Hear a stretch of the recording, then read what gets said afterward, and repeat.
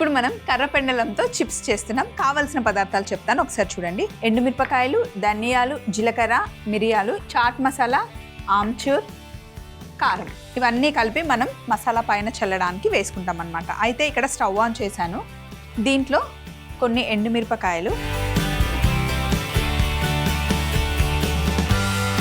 ధనియాలు, మిరియాలు, జీలకర్ర, వీటిని మంచి డ్రై రోస్ట్ చేసుకోండి. ఇలా రోస్ట్ చేస్తే ఫ్లేవర్ బయటకు వస్తుంది అండ్ మంచి మిక్సీ కూడా అవుతాయి అన్నమాట.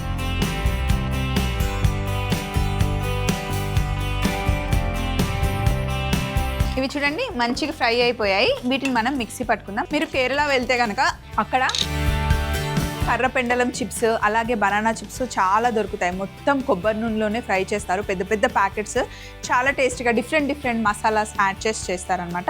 సూపర్గా ఉంటాయి. ఇప్పుడు మనం ఇలా డ్రై రోస్ట్ చేసుకున్న ఎండుమిరపకాయలు, ధనియాలు, మిరియాలు, జీలకర్ర మిక్సీ జార్లో వేసేసి ఇందులోనే ఆమ్చూర్ పొడి, చాట్ మసాలా, ఎండుమిరపకాయలు వేసిన కారం వేసుకోవాలి. అలాగే ఉప్పు కూడా వేసి మిక్సీ పట్టేద్దాం.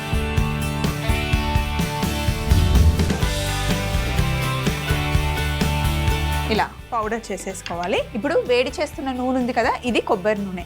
కావాలి అంటే సన్ఫ్లవర్ ఆయిల్లో కూడా మీరు ఫ్రై చేసుకోవచ్చు. కొబ్బరి నూనెలో చేస్తే కనుక టేస్ట్ చాలా బాగుంటుంది. నూనె వేడెక్కే లోపల మనం కర్ర పెండలంని చిప్స్ లాగా స్లైసెస్ చేసుకుంటాం.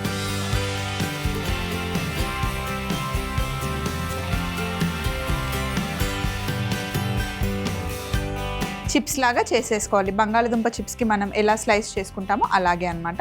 వీటిని నూనెలో వేసేయడమే.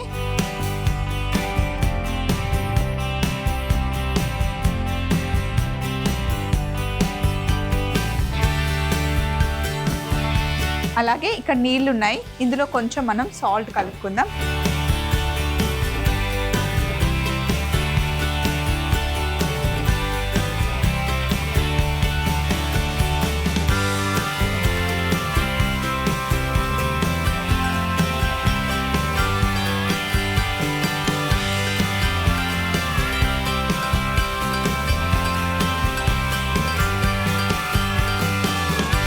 ఇది మంచిగా ఫ్రై అవ్వాలి, క్రిస్పీగా అవ్వాలన్నమాట. కొంచెం ఫ్రై అయిన తర్వాత అప్పుడు మనం సాల్ట్ వాటర్ వేద్దాం.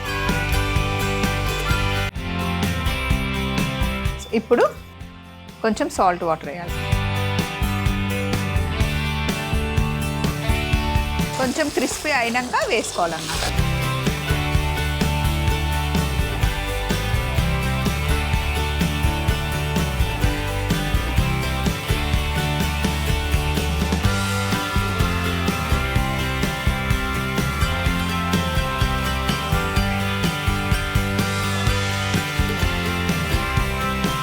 కోకోనట్ ఆయిల్లో ఫ్రై చేస్తున్నాం కదా, అరోమా అయితే ఎంత బాగుందో.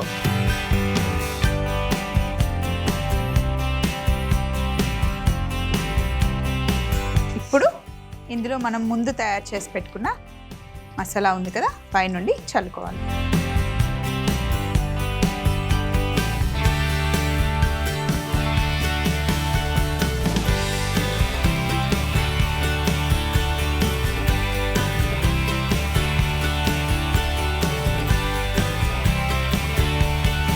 చూడండి ఎంత క్రిస్పీగా భలే వచ్చాయి కదా, టేస్ట్ కూడా చాలా బాగుంటాయి.